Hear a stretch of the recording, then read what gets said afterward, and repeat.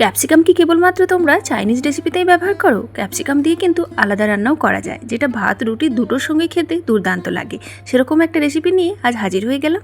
আশা করি আজকের রেসিপিটা তোমাদের ভালো লাগবে, তাহলে দেখে নাও।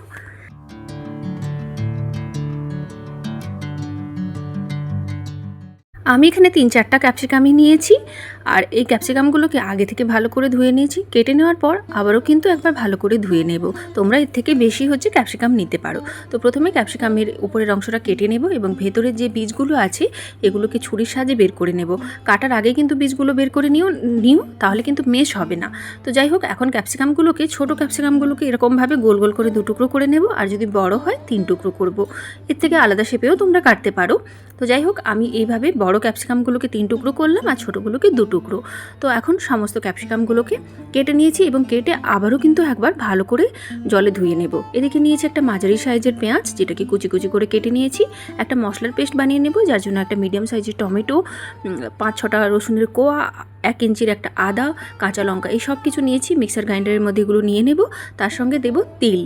সাদা তিল দিচ্ছি আমি 1 থেকে 1.5 চামচের কাছাকাছি। যদি তিল না থাকে তাহলে চিনেবাদাম দিতে পারো বা চারমগজও দিতে পারো। এটা দেওয়ার চেষ্টা করো, দিলে কিন্তু রান্নাটা ভীষণ টেস্টি হয়। তো এখন এটা পেস্ট করে নেব একটা। আর এদিকে কড়াইয়ের মধ্যে আমি সর্ষের তেল দিয়ে দিলাম। তোমরা এটা সাদা তেলেও রান্না করতে পারো। তেল গরম হলে ধুয়ে রাখা ক্যাপসিকামগুলোকে এর মধ্যে দিয়ে দেবো। গ্যাসের ফ্লেমটা কিন্তু বাড়িয়েই রেখেছি। ক্যাপসিকাম রান্না হতে একেবারেই কম সময় লাগে। তো ক্যাপসিকামগুলোকে দিয়ে উপর থেকে সামান্য একটু নুন দিয়ে দেবো, দিয়ে এগুলোকে ভাজা করে নেব। ক্যাপসিকামগুলোকে একদম নরম করে সেদ্ধ করতে হবে না। এই ভাজা হতে তোমার মিনিট 3-4-এর কাছাকাছি লাগবে, তার থেকে বেশি লাগার কথা নয়। মোটামুটি ক্যাপসিকামে যে একটা সবুজ গন্ধ আছে, যার জন্য অনেকেই খেতে পছন্দ করে না, তো সেটাকে দূর করানোর জন্য এই ব্যবস্থা। তো ক্যাপসিকামগুলোকে একটুখানি ভেজে নেব। এই দেখেছো, 3-4 মিনিট পরে এরকম দুটো পিঠে যখন এরকম হালকা হালকা ভাজার দাগ চলে আসবে, তখন ক্যাপসিকামগুলোকে তুলে নেব। তো এইভাবে ক্যাপসিকামগুলো ভেজে নিলে কিন্তু একটুও গন্ধ থাকবে না। যারা খেতে পছন্দ করে না তারাও কিন্তু খেয়ে নেবে আশা করি। আর এই রান্নাটা কিন্তু ভাত রুটি দুটোর সঙ্গে কিন্তু দুর্দান্ত খেতে লাগে। তো ক্যাপসিকামগুলোকে আমি তুলে নিলাম। এখন ওই তেলের মধ্যে সামান্য আরেকটু সর্ষের তেল যোগ করলাম। তারপর আমি গোটা জিরে ফোড়ন দিয়ে দেবো।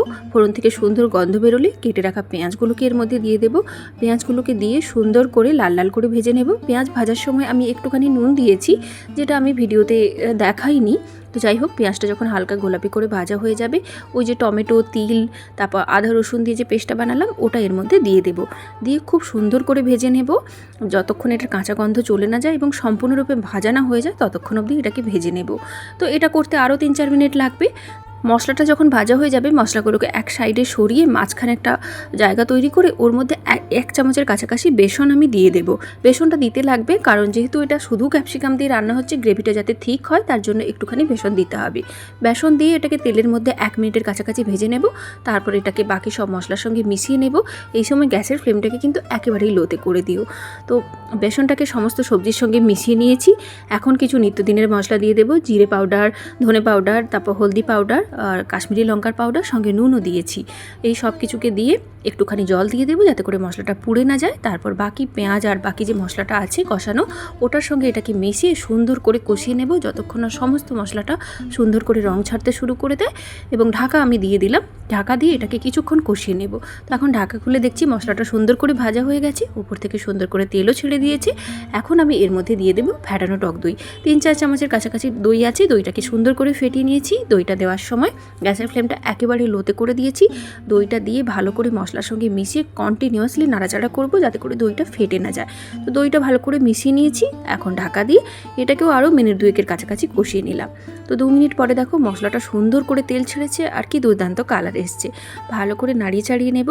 আর এখন এর মধ্যে ভেজে রাখা ক্যাপসিকামগুলো দিয়ে দেবো। আমি শুধু ক্যাপসিকাম দিয়ে রান্না করছি, তোমরা চাইলে এর মধ্যে পনিরও দিতে পারো। পনিরকে একটুখানি জাস্ট ফ্রাই করে নেবে, নিয়ে এর মধ্যে অ্যাড করে দিতে পারো, বা আলাদা কোনো সবজিও এইভাবে ফ্রাই করে দিতে পারো। দুর্দান্ত খেতে লাগবে কিন্তু। তো ক্যাপসিকামটাকে মশলার সঙ্গে মিশিয়ে মিনিট খানেকের কাছাকাছি কষিয়ে নেব। যেটা বললাম, ক্যাপসিকাম রান্না হতে একেবারেই কম সময় লাগে। এখন আমি গরম জল দিয়ে দেবো। খুবই কম গরম জল দিচ্ছি, কারণ রান্নাটা একেবারে মাখো মাখো হবে। তো গরম জলটা দিয়ে তারপর আমি একটু করে ভালো করে মিশিয়ে এটাকে ঢাকা দিয়ে রেখে দেবো কিছুক্ষণ। 2 মিনিট পরে আমি ঢাকা খুলে দেখছি গ্রেভিটা কমে গেছে, কিন্তু এখনও যতটা গ্রেভি আমার দরকার ততটা হয়নি, তাই এটাকে আমি আর ঢাকা না দিয়েই রান্না করে নেব। ক্যাপসিকাম খুব সুন্দরভাবে সেদ্ধ হয়ে গেছে, আর এখন দেখো গ্রেভিটা যতটা আমার ঠিক দরকার ততটা হয়ে গেছে, ঠান্ডা হলে আরও ঠিক হয়ে যাবে। তো যাই হোক, এখন আমি সবশেষে দিয়ে দেবো গরম মশলা। তোমরা চাইলে ফোড়নেও গরম মশলা দিতে পারো, তার সঙ্গে দিয়ে দেবো বেশ খানিকটা কাঁচা ধনেপাতা। ব্যাস, রান্না হয়ে গেছে। ভালো করে মিশিয়ে এটাকে ঢাকা দিয়ে রেখে দেবো কিছুক্ষণ। তারপর এটাকে গরম গরম ভাতের সঙ্গে খেতে পারো, রুটির সঙ্গে খেতে পারো, পরোটার সঙ্গে খেতে পারো, দুর্দান্ত কিন্তু লাগবে। তো হয়ে গেল আমাদের খুব সহজ এবং খুব কুইক একটা রান্না, যেটা ডিনারে কিংবা লাঞ্চে তোমরা বানিয়ে নিতে পারো। বাড়িতে যদি বাড়তি ক্যাপসিকাম থাকে চাইনিজ রান্নার পর, সেটাকে কিন্তু এইভাবে তোমরা কাজে লাগাতে পারো। তো এই ছিল একটা ছোট্ট রান্না। কেমন লাগলো জানিও। নতুন ভিডিও নিয়ে খুব তাড়াতাড়ি দেখা হয়ে যাচ্ছে। সবাই ভালো থেকো, টাটা।